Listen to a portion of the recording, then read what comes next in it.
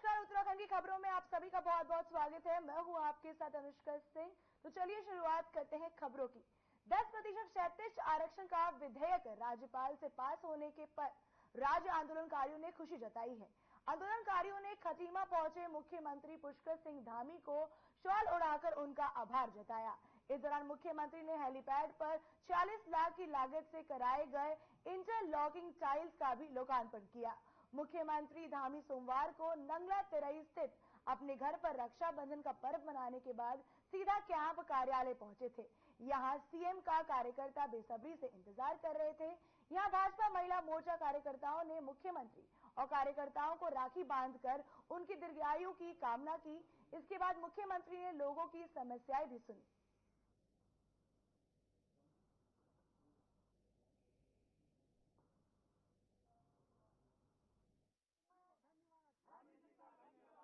क्या कहना चाहिए? नहीं, हम पहले दिन से प्रतिबद्ध थे कि किसी भी कीमत पर उत्तराखंड के आंदोलनकारियों का जो आरक्षण है या उनको किसी प्रकार की कोई भी जो है नुकसान नहीं होना चाहिए। और हम पहले से विधानसभा में विधेयक लेकर आए थे और 7 फरवरी 2024 को विधानसभा से हमने पारित कर दिया था, माननीय राज्यपाल महोदय को दिया।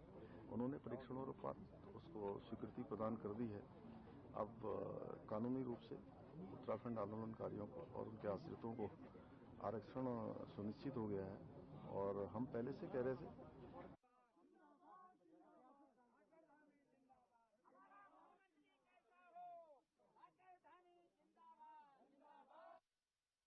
उत्तराखंड राज्य आंदोलनकारियों को 10% क्षैतिज आरक्षण विधेयक को राज्य भवन से स्वीकृति मिल गई है। राज्य आंदोलनकारियों ने इस रक्षाबंधन का उपहार और पूर्व में किए संघर्ष का परिणाम बताया है।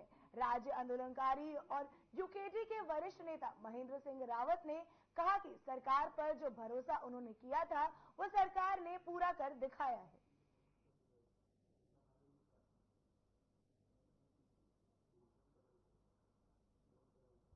क्षैतिज आरक्षण विधेयक को मिली स्वीकृति, जिसके लिए काफी लंबे समय से आंदोलन चल रहा था, वो अब स्वीकार कर ली गई है।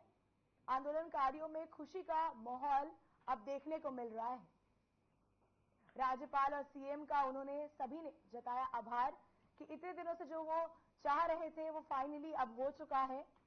आंदोलनकारियों में खुशी का माहौल है। क्षैतिज आरक्षण विधेयक को मिली स्वीकृति।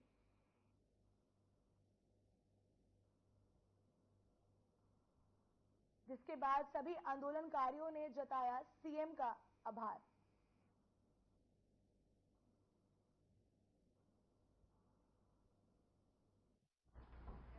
बार बार धरना प्रदर्शन और मुख्यमंत्री आवास घेराव लगातार करते हुए 2015 में पिछली सरकार ने इसको विधेयक लाए थे गैरसैंण में, पर राज्यपाल से यहाँ वो स्वीकृत नहीं हुआ। 2022 में फिर वर्तमान जो मुख्यमंत्री है पुष्कर सिंह धामी, दोबारा इन्होंने राज्यपाल से मंगवा के इसको विधेयक पारित कराया और अब ये यहाँ पे 10% आरक्षण जो विधेयक बन के गया था उसको यहाँ पे राज्यपाल से वापस करके इसे राज्यपाल द्वारा स्वीकृति कर दिया गया है।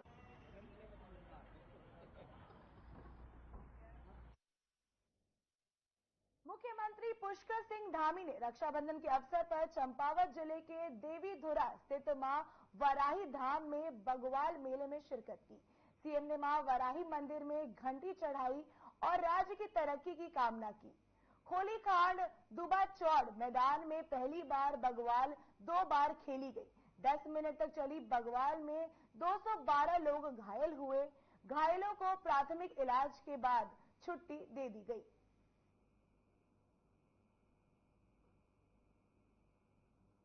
बगवाल मेले का आयोजन किया गया, जिसमें सीएम धामी ने भी शिरकत की। 2 बार ये बगवाल खेली गई।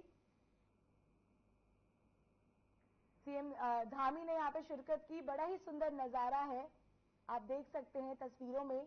2 बार यहां पे बगवाल खेली गई। बगवाल मेले का बहुत ही सुंदर तरीके से आयोजन किया गया, आप देख सकते हैं।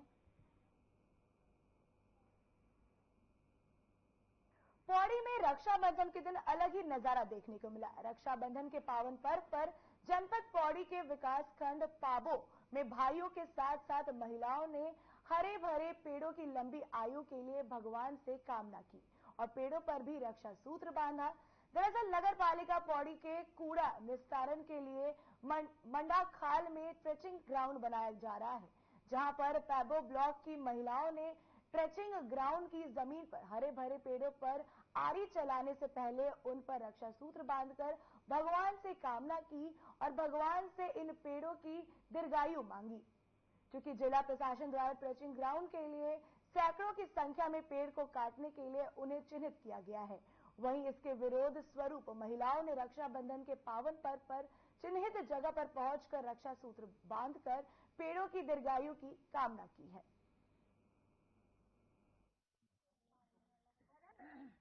नगर पालिका पौड़ी के द्वारा विकासखंड पाबो के क्षेत्र में अपना कूड़ादान बनाने का प्रयास विगत कई सालों से किया जा रहा है और क्षेत्र का दर्जा भी मिला है। वहां पे वो अपना कूड़ादान बनाने का प्रयास कर रहे हैं और इससे पूरे क्षेत्रवासियों में भारी रोष है।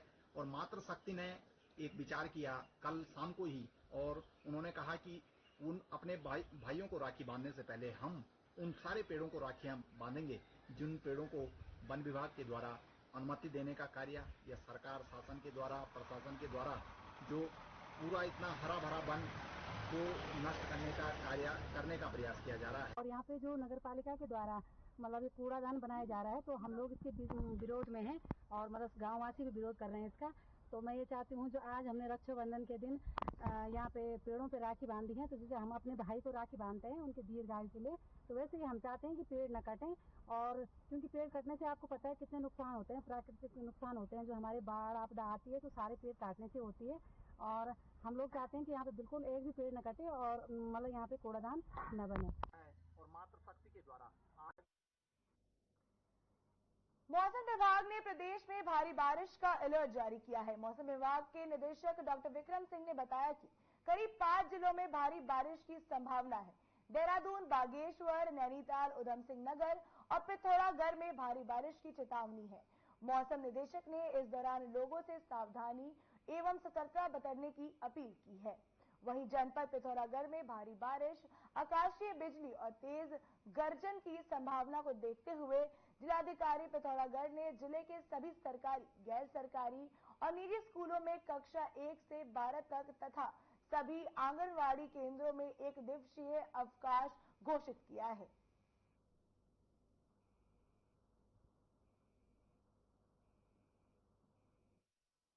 मतलब जब जा रहे हैं आप 20 तारीख को, तो 20 तारीख में भी देखेंगे आप जो भारी से बहुत भारी वर्षा है, उसमें देहरादून है, बागेश्वर है और इसी तरह आपका जो है पिथौरागढ़ डिस्ट्रिक्ट है और साथ ही जो लोअर कुमाऊं रीजन के डिस्ट्रिक्ट है जिनमें कि नैनीताल है, चंपावत है, उधम सिंह नगर है, उनमें भी भारी से बहुत भारी वर्षा की कल संभावना है। तो 4 से 5 डिस्ट्रिक्ट में इस तरह की एक्टिविटी है और बाकी जो डिस्ट्रिक्ट है उनमें भी जो भारी वर्षा है इक्का दुक्का वो और डिस्ट्रिक्ट में भी मिलेगी। तो कहीं ना कहीं 2 दिन जो है सतर्क रहने की काफी जरूरत है। जो लोग नदी नालों के आसपास रहते हैं तो उनमें जलस्तर बढ़ेगा, उनको काफी सतर्क रहना चाहिए। पौड़ी जिले में भी कोलकाता के आईजीकर मेडिकल कॉलेज और अस्पताल में महिला डॉक्टर के साथ रेप और उसकी हत्या के मामले को लेकर पौड़ी की सड़कों पर भी आक्रोश दिखाई दिया। दिवंगत आत्मा की शांति और पीड़ित परिवार को न्याय दिलाने की मांग को लेकर शहर में महिलाओं, युवाओं और आमजन के साथ स्वास्थ्य कर्मियों ने भी कैंडल मार्च में प्रतिभाग किया, जो एजेंसी चौक से शुरू हुआ। कैंडल मार्च शहर की मुख्य सड़कों से होते हुए कंडोलिया मंदिर में जाकर समाप्त हुआ। इस दौरान आक्रोशित जनता ने घटना की निंदा की और दोषियों के खिलाफ कठोर कार्रवाई कर पीड़ित परिवार को जल्द से जल्द न्याय दिलवाने की मांग की। वहीं डॉक्टर और स्थानीय महिलाओं का कहना है कि हम देश के प्रधानमंत्री और राष्ट्रपति से अनुरोध करते हैं कि दोषियों को फांसी की सजा दी जाए। साथ ही उन्होंने कहा कि अभी तो हमने कैंडल मार्च निकाला है, जरूरत पड़ी तो शस्त्र उठाने के लिए भी मजबूर करेगी सरकार अगर दोषियों को जल्द से जल्द गिरफ्तार नहीं किया गया। इसलिए कैंडल मार्च निकाला गया। कैलकाटा में जो केस हुआ सबको बताया डॉक्टर के साथ, उनको बाहर किया हॉस्पिटल के अंदर। तो उसके हम सपोर्ट में जितना डॉक्टर्स इधर, जितना स्टूडेंट्स एसोसिएशन है, बजरंग दल वाले, सब मिलकर हम आज कैंप मार्च निकाले। ये डॉक्टर का इश्यू नहीं है, एक महिला का है। हो सकते हैं ये डॉक्टर हो, इंजीनियर हो, बट एक महिला को ऐसे मारना ये एक्सेप्टेबल नहीं है। तो हम सब लोग ये सपोर्ट करते हैं, जो भी क्रिमिनल है उसको पनिशमेंट मिलना चाहिए जैसे से जैसे। देहरादून की नेहरू कॉलोनी थाना पुलिस ने केंद्रीय लोक निर्माण विभाग के रिटायर्ड इंजीनियर के घर 16 अगस्त की रात लाखों की चोरी हुई। इस मामले में पुलिस ने खुलासा किया। पुलिस ने पंजाब निवासी के 2 आरोपी को गिरफ्तार किया, जिससे 41 लाख रुपए के गहने और डॉलर भी बरामद किए गए। एसएसपी देहरादून अजय सिंह ने बताया कि धुंधली रोड से 20 वर्षीय सौरभ और 22 वर्षीय मनदीप दोनों निवासी पंजाब को गिरफ्तार कर लिया गया है। ये थाना नेहरू कॉलोनी में 16/17 की रात है। अजबपुर कला में श्री गोसाई जी रहते हैं, जिनके घर में चोरी की वारदात हुई थी और इनके यहाँ से 60,000 कैश और करीब उन्होंने जो लिखाया था उसमें 30 से 32 लाख रुपए की ज्वेलरी जो बताई थी उन्होंने, उस पर मुकदमा दर्ज कर लिया गया था। कि एक बहुत बड़ी घटना थी, इतनी बड़ी मतलब उसमें जनमानित जो मूल्य था वो ज़्यादा था, लेकिन इसके दौरान ही जब हमारी टीम काम कर रही थी इस पर, तो मुखबिर के माध्यम से मैनुअली पता चला कि वहाँ कहीं CCTV नहीं था। एक सपेरा जाति के लोग जो है यहाँ पर काफी दिनों से घूम रहे हैं यहाँ पर, और क्योंकि इस तरह के कुछ जाति के लोग पहले भी तो अपराध में लिप्त रहे हैं, तो मैनुअल पुलिसिंग के अनुसार जो है इसमें हमारी टीम ने काम किया। रामनगर में पिछले कई दिनों से नशेड़ियों के आतंक से जनता परेशान है, तो वहीं लगातार चोरी की घटनाओं को लेकर भी चोर पुलिस को चुनौती देकर पुलिस के सुरक्षा दावों की पोल खोल रही है। जानकारी के अनुसार देर रात अज्ञात चोरों ने नगर के मुख्य बाजार में एक नमक व्यापारी की दुकान के बाहर रखे टाटा कंपनी के 10 नमक के कट्टों को चोरी करते हुए पुलिस की रात्रि गश्त पर कई सवाल खड़े कर दिए। घटना सीसीटीवी कैमरे में कैद हो गई है। व्यापारी ने बताया कि चोरों द्वारा नमक के कट्टे नगरपालिका की कूड़ा गाड़ी में ले जाया गया है। वहीं घटना की जानकारी मिलने के बाद पुलिस भी जांच में अब जुट गई है।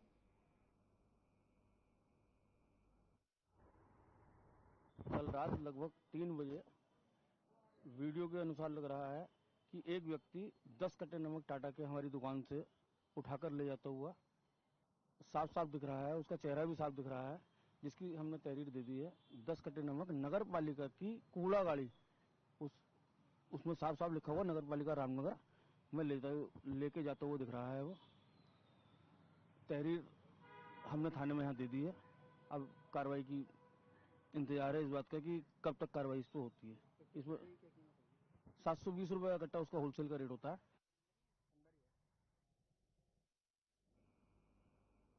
ऋषिकेश के निकट मुनि की रेती क्षेत्र में ऑटो की नो एंट्री होने पर चालक भड़क गए हैं। चालकों ने प्रशासन के खिलाफ 3 दिवसीय धरना प्रदर्शन शुरू कर दिया है।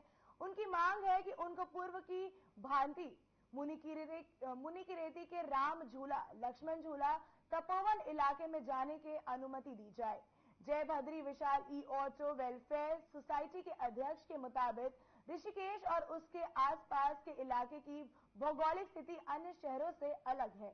अगर मुनि की रेती में ऑटो को जाने की इजाजत नहीं मिली तो यात्री और सवारियां परेशान हो जाएंगे और ऑटो चालकों के सामने रोजी रोटी का संकट खड़ा हो जाएगा।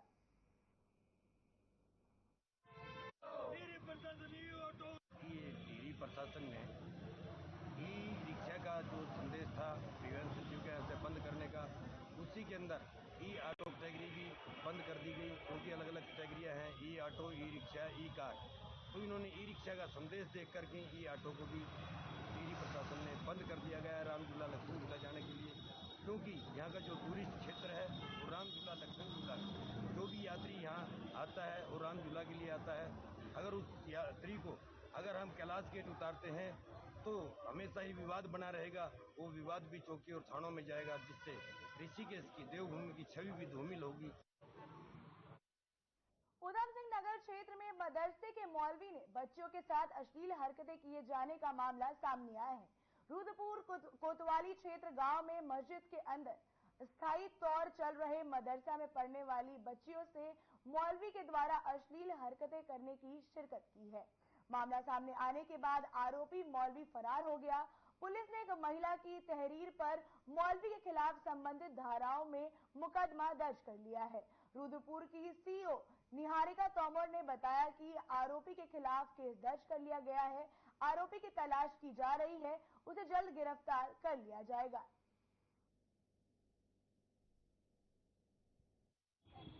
देखिए, कल हमें शिकायत प्राप्त हुई थी कि मलसी गिरधरपुर में एक मस्जिद में एक कथित मदरसा चल रहा है, जो इनफॉर्मल रूप में चल रहा है। उसके मौलवी पर शिकायत लगाई गई थी शिकायतकर्ता द्वारा कि जो वादिनी की जो बेटी थी और अन्य कुछ और नाबालिग जो बच्चियां थी, उनको इस साथ छेड़छाड़ की गई और उनको अश्लील वीडियो दिखाई गई मौलवी के द्वारा।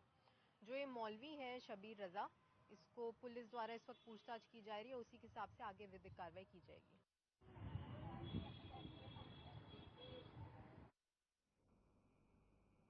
बीते दिनों आवास विकास के एक घर हुई चोरी का पुलिस ने खुलासा कर दिया है।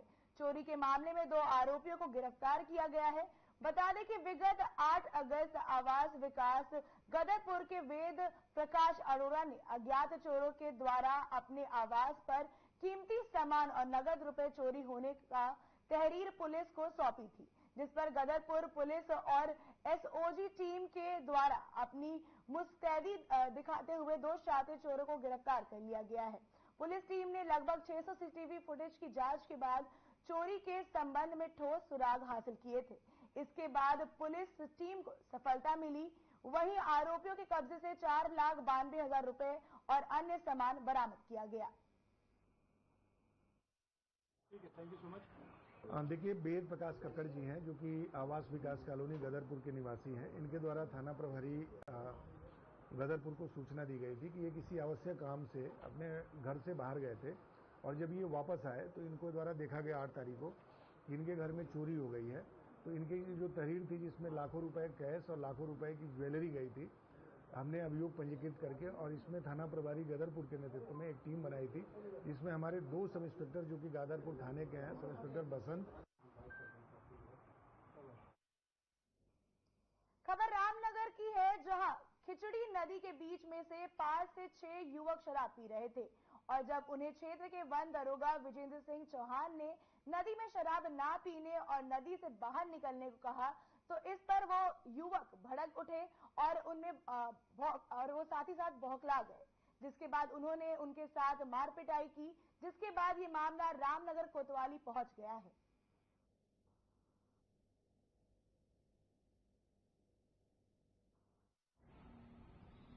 गांव की घटना है। शहरी गांव में जो मंदिर है, आगे मंदिर के नीचे खिचड़ी नाले में, खिचड़ी सोत में 7-8 लोग थे, 6-7 लोग हैं। वो वहाँ कुछ बैठे हुए थे और हम लोग उनको गांव की किसी की सूचना है तो हम उनको हटाने गए। वहाँ ड्रिंक वगैरह कर रहे थे। हम लोगों को उनको वहाँ से हटने के लिए कहा तो वो हटे नहीं वहाँ से और उसके बाद वो हाथापाई पे उतर आए हम लोगों का। सतीश ग्राम प्रधान के। लेकिन अभी मुझे ग्रामीणों ने बताया, मैं गांव में था तो उन्होंने बताया कि कुछ लोग जो है खिचड़ी नदी के किनारे जो है बैठ के जो है दारू पी रहे हैं और कुछ मैगी वैगी बना रहे हैं। तो वन के कुछ अधिकारी जो है वहाँ पे गए हुए थे, 2 कर्मचारी थे।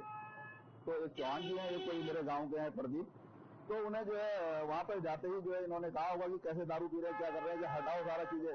तो वो लड़के ही थे, ज्यादा 18 से 19 साल बताया जा रहा है।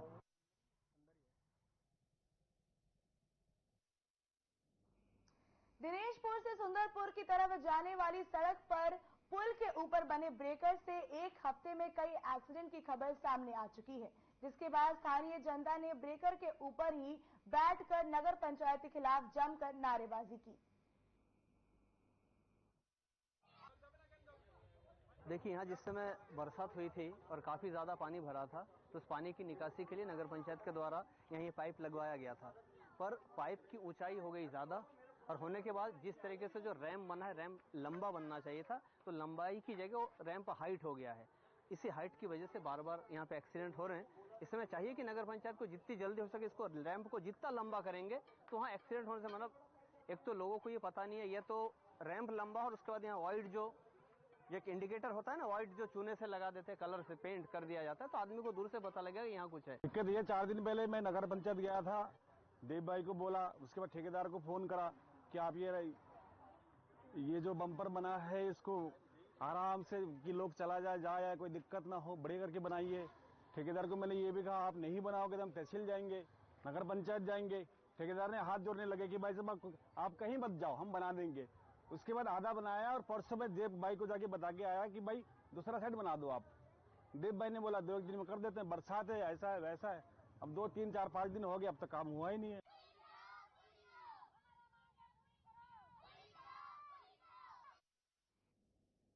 उत्तराखंड राज्य आंदोलनकारियों को 10% क्षैतिज आरक्षण विधेयक को राजभवन से स्वीकृति मिली है, जिसको लेकर कैबिनेट मंत्री डॉक्टर प्रेमचंद अग्रवाल ने हर्ष व्यक्त किया है।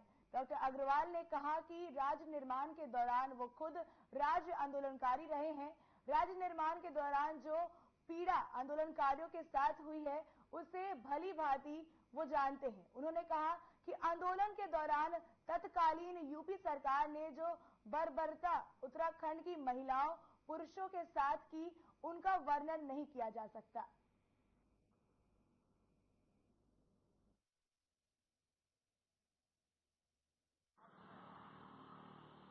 उत्तराखंड के आंदोलनकारियों के क्षैतिज आरक्षण के विधेयक को अपने प्रदेश के माननीय राज्यपाल लेफ्टिनेंट जनरल गुरमीत सिंह जी के द्वारा मंजूरी प्रदान कर दी गई है। उसके लिए मैं उनका बहुत आभार व्यक्त कर रहा हूं। और जिस प्रकार से अपनी माननीय पुष्कर सिंह धामी जी के नेतृत्व में बनी सरकार के द्वारा यहाँ विधानसभा से इसको पारित किया गया।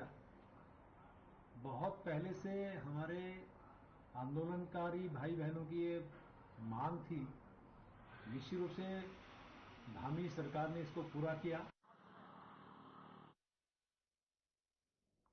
कोलकाता में जूनियर डॉक्टर की हुई निर्मम हत्या।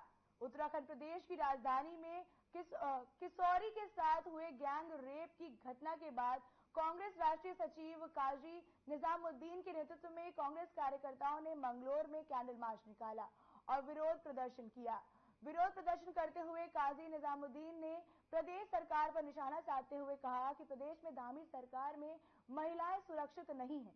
प्रदेश की राजधानी में किशोरी के साथ सामूहिक दुष्कर्म किया गया। उधम सिंह नगर में भी महिला के साथ रेप का निर्मम हत्या को अंजाम दिया गया, जिससे प्रदेश में कानून व्यवस्था पर सवाल खड़ा हो गया है। बेटी बचाओ बेटी पढ़ाओ का नारा सरकार जोरों से चला रही है, लेकिन बेटियों की सुरक्षा को लेकर सरकार गंभीर नहीं है। बेटियों के साथ हो रहे लगातार घटना का कांग्रेस विरोध करती है। साथ ही उन्होंने कहा कि सरकार जल्द ही महिलाओं की सुरक्षा के लिए कोई ठोस कानून बनाए और आरोपियों को कड़ी सजा मिलनी चाहिए। जो कैंडल मार्च है माननीय विधायक मंगलौर विधायक काजी निजामुद्दीन साहब के संरक्षक में निकाला गया है। एक जो दुराचार करके मर्डर कर दिया गया है और सफाई से बॉडी को नष्ट कर दिया गया है ताकि असली जो हत्यारे हैं वो पकड़े ना जा सकें। एक सिर्फ आप लोगों के सवालों से बचने के लिए एक को मुलजिम बना दिया गया है, बाकी 4 जो थे उनका अभी तक कुछ पता नहीं। जहाँ जहाँ भारतीय जनता पार्टी की सरकारें हैं ये उन कानूनों का सही पालन नहीं करा रहे हैं, लागू नहीं हो रहे हैं और गलत केस खुलते हैं और गलत केस खुलने से जो असली अपराधी है वो बच जाता है और उसका अपराध की प्रवृत्ति उसकी और बढ़ती है। और सही अगर कानून लागू होंगे, सही गिरफ्तारियां होंगी, सख्त सजा होगी तो उसको देखकर सबको एक नज़ीर बनेगी और उस नज़ीर से फिर आइंदा ये महिलाओं के प्रति, बच्चियों के प्रति अपराध होना बंद होगा।